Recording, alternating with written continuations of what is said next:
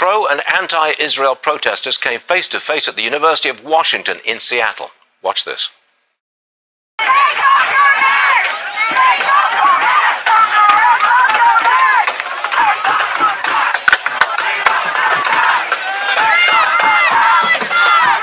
All right, Jason Rantz is with us this morning. In fact, Jason was at that rally and he took that video. What else did you see, Jason?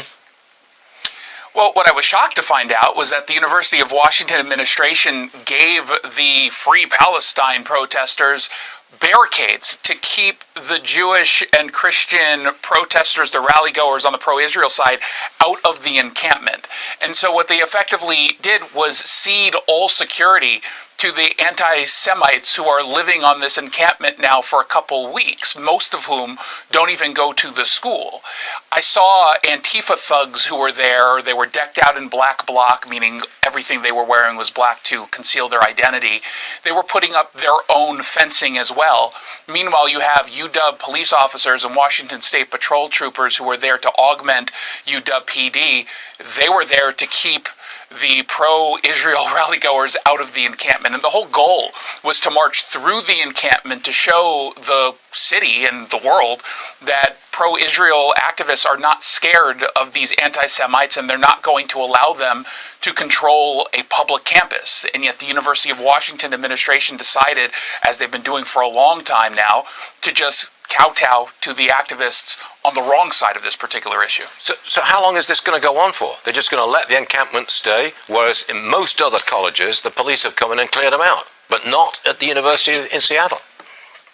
No, you see, they're having negotiations with the folks on the ground in the encampment. Now, what that looks like, we don't know, but they're kind of putting out, every once in a while they'll put out a statement saying, we'd like to see it go, while doing literally nothing to move it out, because this is an illegal encampment. They're breaking the law, and they're keeping Jews and those who they believe to be Zionists out of the encampment. That's also against the law. Yes, it is.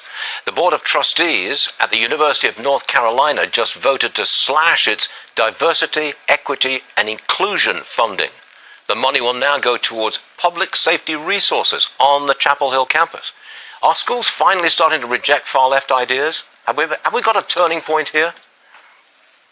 I think some students are starting to speak out and saying enough is enough. I don't necessarily know if administrators and professors are there yet. This is obviously a really great development. It turns out this is maybe the first positive thing to come out of all the anti-Semitism on campus, not just rejecting it, not just showing pride in this country and its support for Israel, but now for police, now for public safety on campus. So obviously this is a great development. I still don't see it getting to a point yet where it's just wholly rejected. It's certainly not across the country. I mean, what happened in Columbia and elsewhere, what's happening right now at the University of Washington, if they were truly pushing back against all this woke agenda nonsense, they wouldn't have allowed this to occur in the first place. You got it.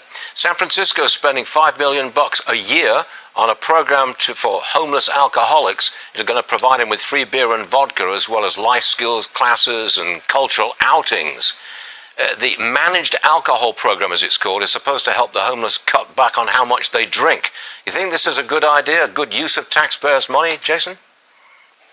No, not at all. This is part of the harm reduction policy, which basically says we're going to enable someone's addiction until they're actually ready for actual treatment. The problem is, because you keep enabling them, they're never becoming ready for the treatment. You're constantly giving them their supply, whether it's alcohol or drug paraphernalia, to continue what will ultimately kill them. There is a small group of alcoholics who do require this kind of intervention, but it's a very small group, and it's part usually of a more stringent process, not something like this where, as much as they can tell you otherwise, it's pretty lackadaisical as far as any of the rules are concerned. There's no judgment. They don't want to stigmatize alcoholism or addiction, and so they pretty much allow these people to get away with whatever it is they want, and here's a free shot now for you to go on to whatever else you're going to do for the rest of the day, which is break the law so you can purchase more booze with whatever it is you steal and then sell.